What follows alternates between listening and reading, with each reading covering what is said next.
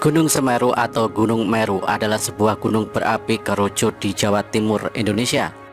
Gunung Semeru merupakan gunung tertinggi di Pulau Jawa dengan puncak Mahamerunya, yakni 3.676 meter dari permukaan laut.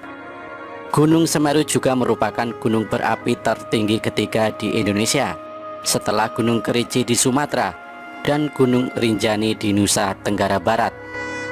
Kawah di puncak Gunung Semeru dikenal dengan nama Junggring Saloko. Gunung Semeru secara administratif termasuk dalam wilayah dua kabupaten, yakni Kabupaten Malang dan Kabupaten Lumajang, Provinsi Jawa Timur. Gunung ini termasuk dalam kawasan Taman Nasional Bromo Tengger Semeru.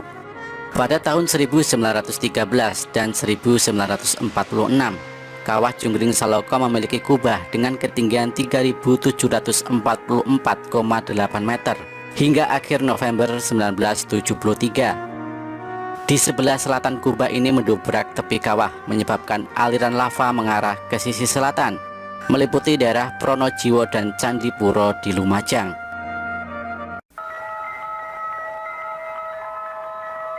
Di puncak Gunung Semeru atau puncak Mahameru, pendaki disarankan untuk tidak menuju kawah Junggring Saloko. Juga dilarang mendaki dari sisi sebelah selatan karena adanya gas beracun dan aliran lahar. Gas beracun ini dikenal dengan sebutan wedus gembel. Suhu di puncak Mahameru berkisar 4 sampai dengan 10 derajat Celcius. Pada puncak musim kemarau mencapai minus 0 derajat Celcius dan dijumpai kristal-kristal es. Cuaca sering berkabut terutama pada siang, sore, dan malam hari. Angin bertiup kencang. Pada bulan Desember hingga Januari sering terjadi badai. Terjadi letusan wedus gembel setiap 15-30 menit pada puncak Gunung Semeru yang masih aktif. Pada bulan November 1997, Gunung Semeru meletus sebanyak 2.990 kali. Letusan berupa asap putih kelabu sampai hitam dengan tinggi letusan 300 hingga 800 meter. Material yang keluar pada setiap letusan berupa abu, pasir, kerikil, bahkan batu-batu panas menyala yang sangat berbahaya apabila pendaki terlalu dekat. Pada awal tahun 1994, lahar panas mengaliri lereng selatan Gunung Semeru dan telah memakan beberapa korban jiwa. Walaupun pemandangan sungai panas yang berkelok-kelok menuju ke laut ini menjadi tontonan yang sangat menarik. Suhoki, salah seorang tokoh aktivis Indonesia dan mahasiswa Fakultas Sastra Universitas Indonesia, meninggal di Gunung Semeru pada tahun 1969 akibat menghirup asap beracun di Gunung Semeru. Dia meninggal bersama rekannya Idan dan Fantari Lubis.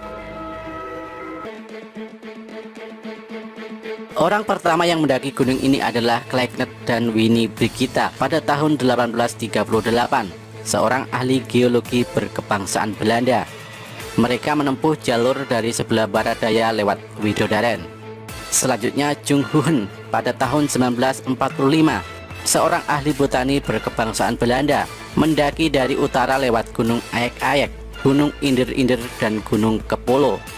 Pada tahun 1911, Van Gogh dan Helm lewat lereng utara, dan setelah tahun 1945, umumnya pendakian dilakukan lewat lereng utara melalui Ranupani dan Ranukumbolo seperti sekarang ini.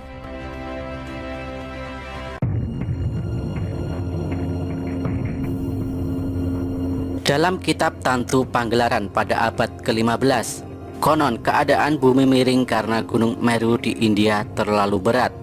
Pulau Jawa menjadi tidak stabil, terapung di laut luas dan terombang-ambing karena ombak yang begitu ganas.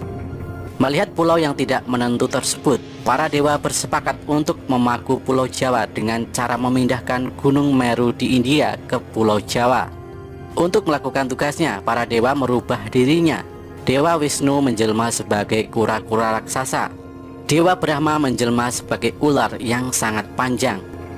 Gunung Meru kemudian diletakkan di punggung kura-kura raksasa tersebut, sedangkan ular panjang bertugas melilit mereka agar tidak jatuh selama perjalanan.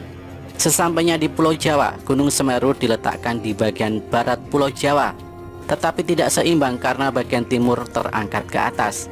Akhirnya para dewa memindahkan Gunung Meru ke arah timur. Saat membawanya ke timur, bagian Gunung Meru tercecer dan membentuk barisan pegunungan dari barat ke timur. Meski begitu, Pulau Jawa masih tetap miring. Akhirnya para dewa memotong sebagian gunung dan menempatkannya di bagian barat laut. Konon penggalan Gunung Meru ini membentuk Gunung Penanggungan atau Gunung Pawitra. Sedangkan bagian utama gunung dikenal dengan nama Gunung Semeru dan dipercaya sebagai tempat bersemayam Dewa Siwa. Dikatakan juga dalam teks-teks Purana India yang tergolong kitab Upaweda bahwa Tuhan Mahatunggal yang bersemayam di puncak Mahameru dikenal sebagai Gunung Himawan atau Kalilasa yang bersalju abadi. Di sanalah Dewa Siwa menurunkan ajaran-ajarannya kepada Dewi Parwati, sang Dewi Gunung.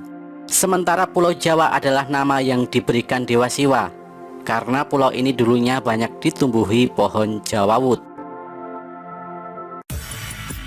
Thomas Stamford Raffles dalam bukunya The History of Java menyebut kata Semeru atau Gunung Semeru dan diyakini bahwa pemerintahan tertua di tanah Jawa berada di kaki Gunung Semeru bernama Giling Wesi yang didirikan oleh Tri Tresta sebagai penguasa pertama.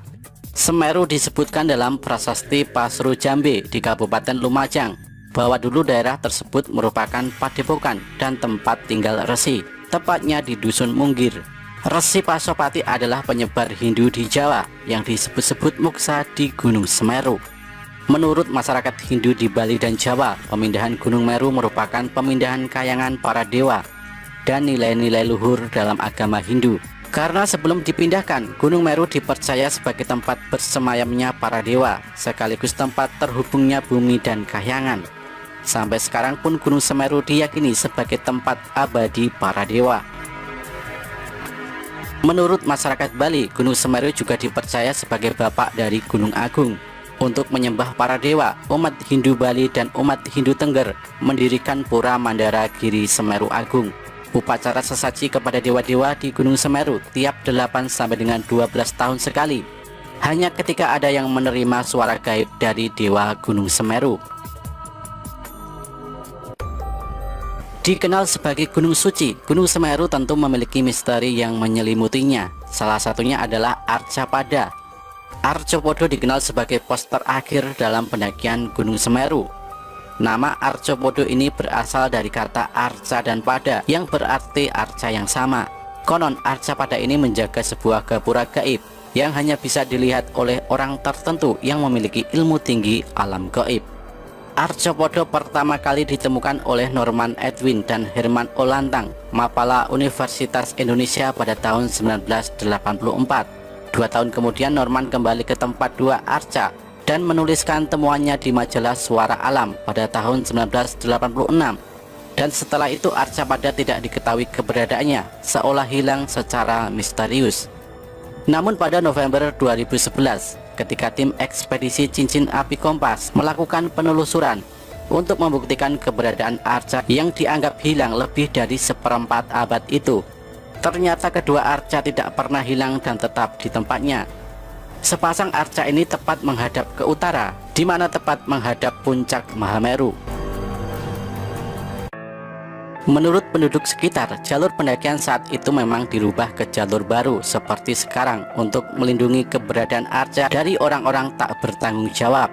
Selain itu juga terjadi kerusakan jalur karena perubahan kondisi alam, sehingga jalur baru dibuat. Keberadaan arca kembar ini tentu saja berhubungan dengan Gunung Semeru sebagai gunung suci bagi umat Hindu. Merujuk pada buku karya Profesor Sukmono, Arcopodo adalah arca perwujudan dari Dewa Kala dan Anukala yang mempunyai tugas untuk menjaga gerbang gapura candi pada gapura sebelah barat. Sedangkan bagian timur dijaga oleh Dewa Gana, gapura selatan dijaga oleh Dewa Agasti, dan gapura utara dijaga oleh Dewa Gauri. Menurut Dwi Cahyono, salah satu dosen arkeolog Universitas Negeri Malang, Arcopodo diperkirakan peninggalan zaman Kerajaan Majapahit. Menurutnya kata Arcopodo juga berasal dari kata arca dan pada yang berarti tempat arca. Salah satu arca kemungkinan adalah sosok salah satu dari Pandawa, yaitu Bima, karena badan dan tangannya mirip dengan foto arca Bima. Bima adalah perwujudan tokoh tolak bala, dan dalam hal ini Bima bertugas menghalau bencana dari puncak Gunung Semeru yang aktif.